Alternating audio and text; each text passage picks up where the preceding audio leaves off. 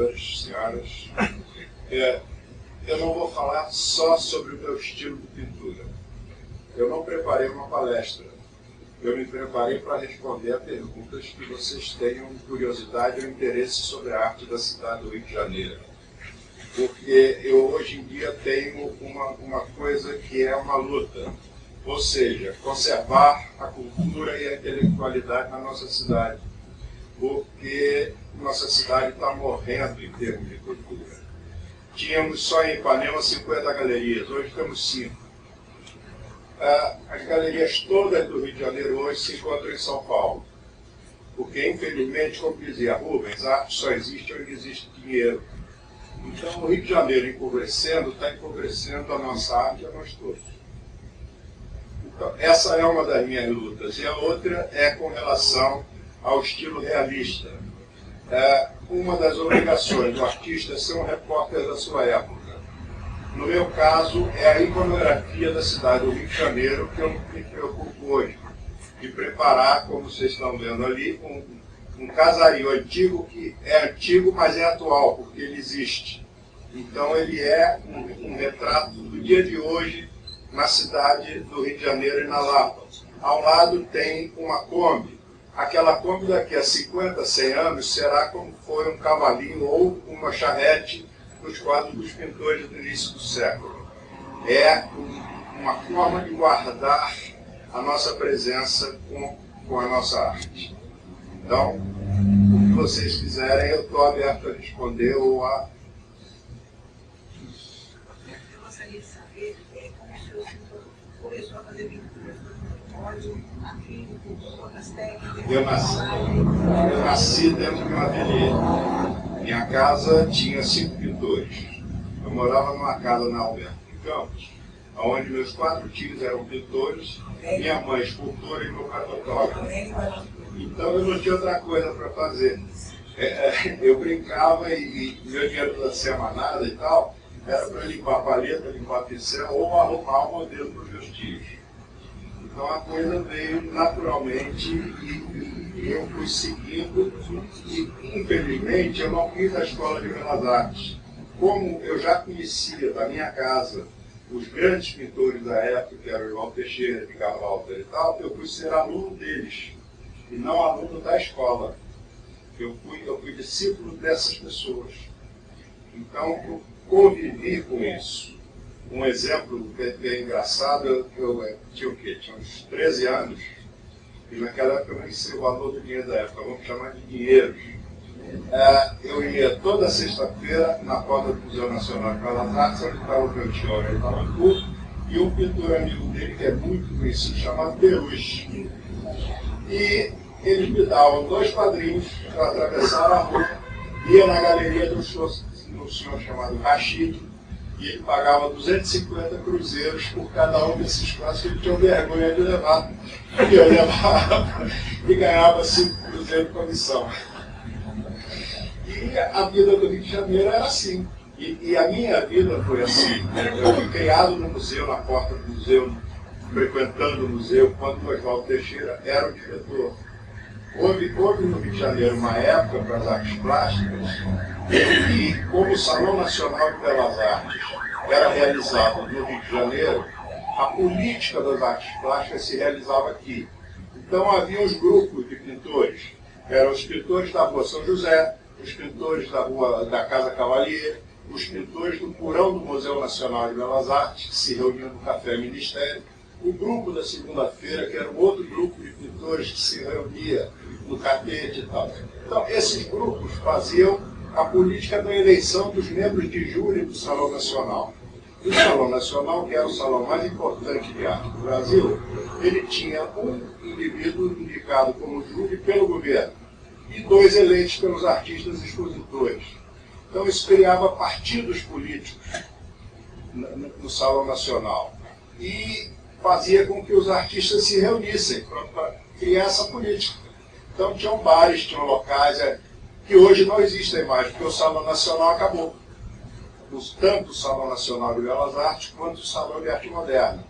Na época da Revolução, o deputado Álvaro Vale apresentou um projeto acabando com o Salão de Arte Moderna e com o Salão de Belas Artes e criando o Salão de Artes Visuais, que hoje não existe mais.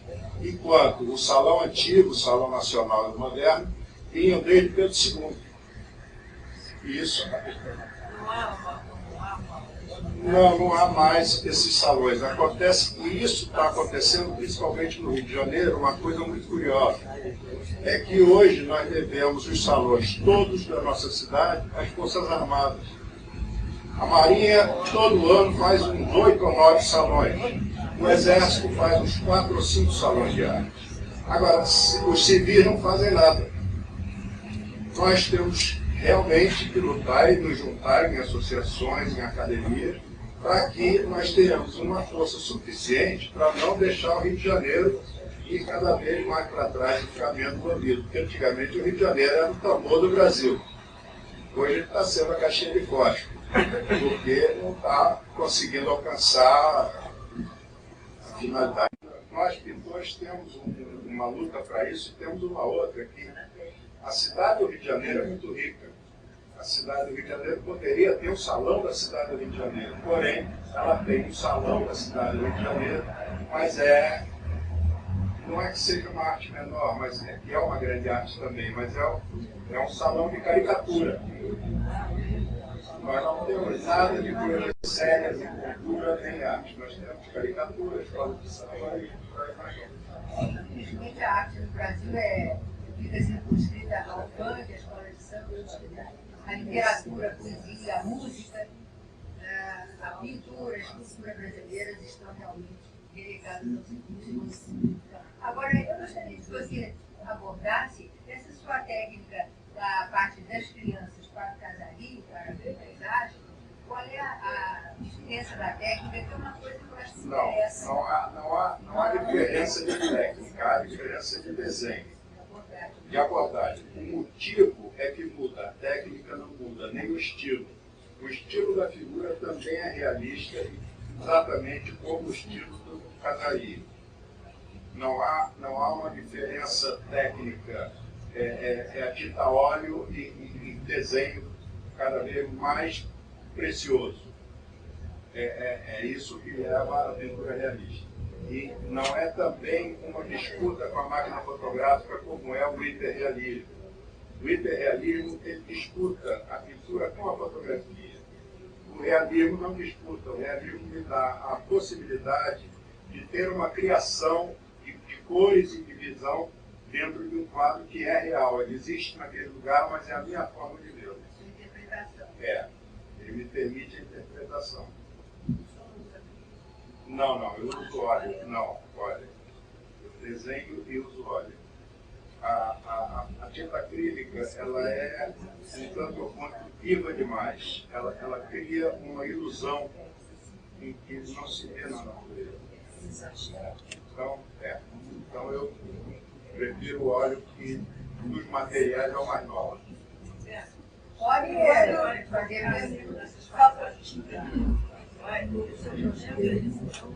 Meu projeto é guardar uma ideia do momento atual. O retrato é também uma memória, porque eu pinto a pessoa que existe hoje, é um contemporâneo.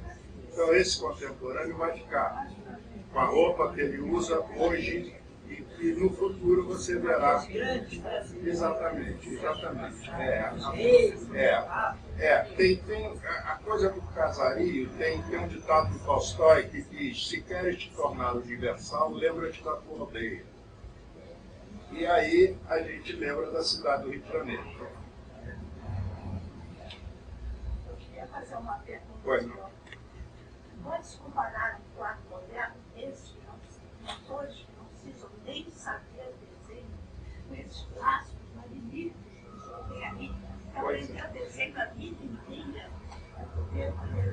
Pois é, aí tem uma coisa que em literatura eu acho que também tem. Ela acabou de falar do maravilhoso.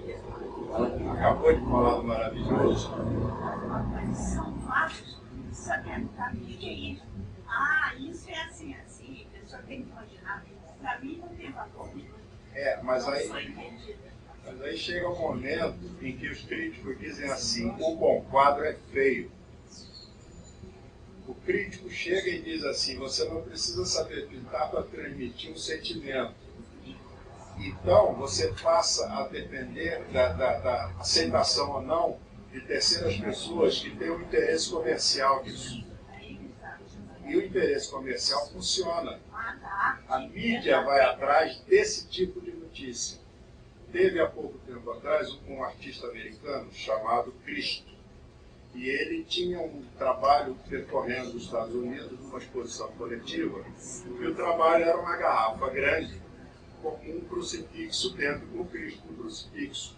E a garrafa cheia de líquido. Aí, depois de vários citais expostos, perguntaram, mas o que tem dentro dessa garrafa? Que líquido é ele? Urina. Essa exposição foi cancelada, acabou. O governo americano passou a exigir a apresentação do que seria exposto depois, para que pudesse voltar a financiar exposições que rodassem o país. Eu não acho que essa pintura moderna, falando a verdadeira pintura artística, eu não sou contra nem o moderno, nem a favor só do acadêmico. Eu acho que pintura existe a boa pintura e a má pintura. Como existe o bonito e o muito bonito, ou como existe o feio. Agora, o feio também é um sentimento. Então, eu não sou contra. Eu acho um abstrato um trabalho bem feito, um trabalho bonito, um trabalho... Não precisa estudar, qualquer um faz. Sim, mas isso não tem grande importância. Isso não tem grande importância. A importância é o que ele transmite. Se ele conseguiu te atingir de alguma forma, ele alcançou um objetivo. Eu acho que a arte é isso. Mesmo na música ou na literatura, você pode escrever uma coisa absolutamente horrível, mas se atingiu alguém, ou por ódio, ou por amor, atingiu um pedestal de alguma coisa. E aí, Marita, não é só na pintura, não, porque o moderno também na poesia, por exemplo. Pois é, pintura, mas também o moderno no... Pode ser feio, pode ser bonito, o feio para mim pode ser bonito para você. Como dizer, não existe nem moral, porque o que é moral para mim pode ser moral para você e vice-versa. A sua pergunta. Obrigado. Você pode trabalhar o acrílico e dar o mesmo efeito que a pintura óleo dá. Depende só de como você trabalhar com ele.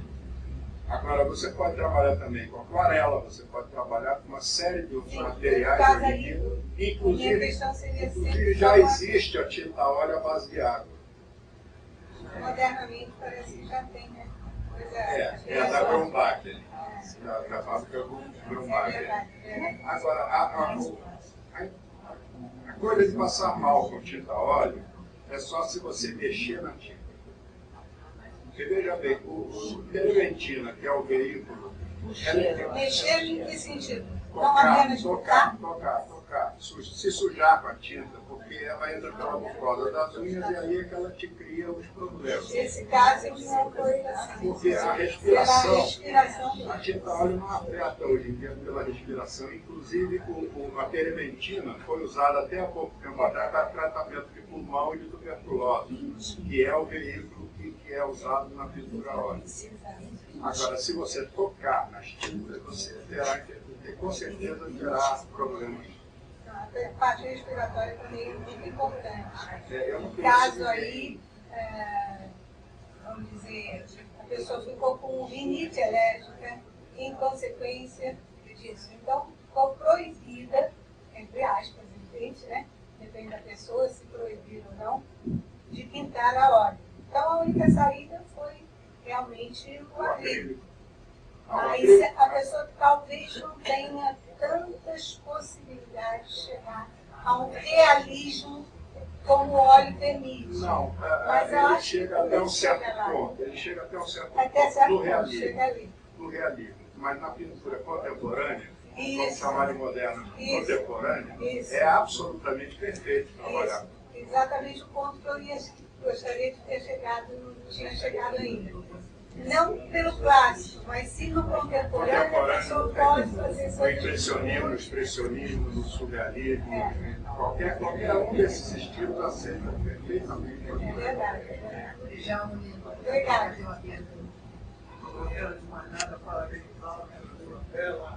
Muito obrigado. Seu estilo, eu gosto. Prefiro. Mas todos. Mas